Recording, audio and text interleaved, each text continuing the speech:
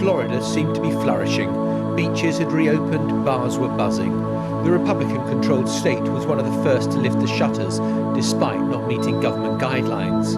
But now coronavirus cases are absolutely skyrocketing, up over 60% in just 24 hours.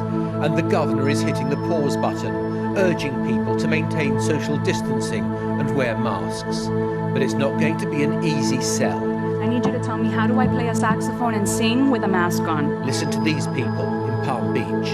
You literally cannot mandate somebody to wear a mask knowing that that mask is killing people. It literally is killing people. And they want to throw God's wonderful breathing system out the door. You're all turning your backs on it. And with the US yesterday recording more cases than at any time in the crisis, the pressure is on the president. I can name Kung Flu. I can name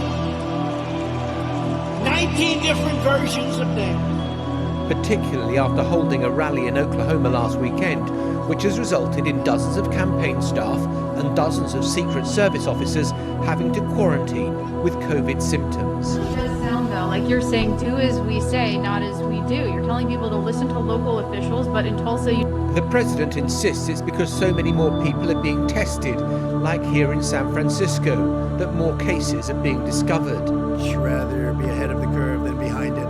That's what we are. Therefore, my administration is recommending that all Americans, including the young and healthy, work to engage in schooling from home when possible, avoid gathering in groups of more than 10 people, avoid discretionary travel, and avoid eating and drinking at bars, restaurants, and public food courts.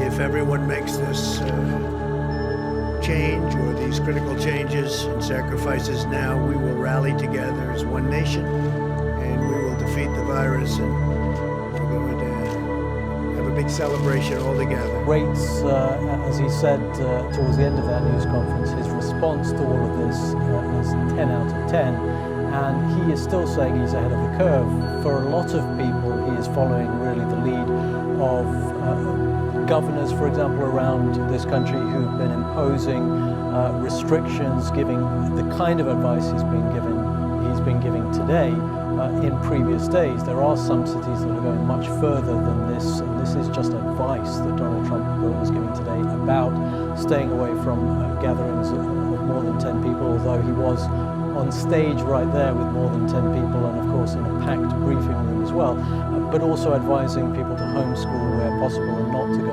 to bars and restaurants.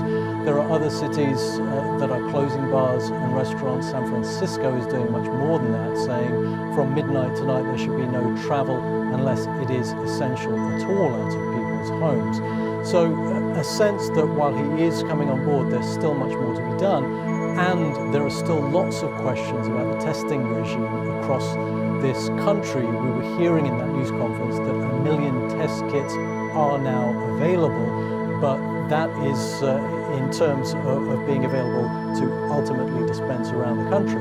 But a lot of people around this country are reporting that they can't get tested when they need to. Now, as we're seeing weeks move into months with this crisis, we know that a lot of our initial thoughts were not accurate. We are seeing some younger folks who can get hospitalized and can also get very sick. Information out of China initially pointed to older people being hit the hardest, but the latest CDC data paints a different picture. Patients between the ages of 20 and 54 make up nearly 40% of COVID-19 hospitalizations in the U.S., with 12% of intensive care patients between the ages of 20 and 44. What's not clear is how many of the young patients had underlying conditions, making them more vulnerable. The death rate among this younger group remains far lower still compared to those 65 and older. He's fighting for his life. Zachary Baron Shemtov's husband David was hospitalized after he became sick. A week later, and the 44-year-old who has asthma is now on a ventilator. Just taking it, day by day, hour by hour. Young people can get it.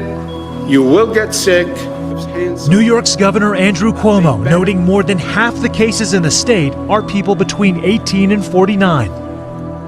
A country relying on a younger generation to be responsible, reeling at the prospect that they too could be at risk.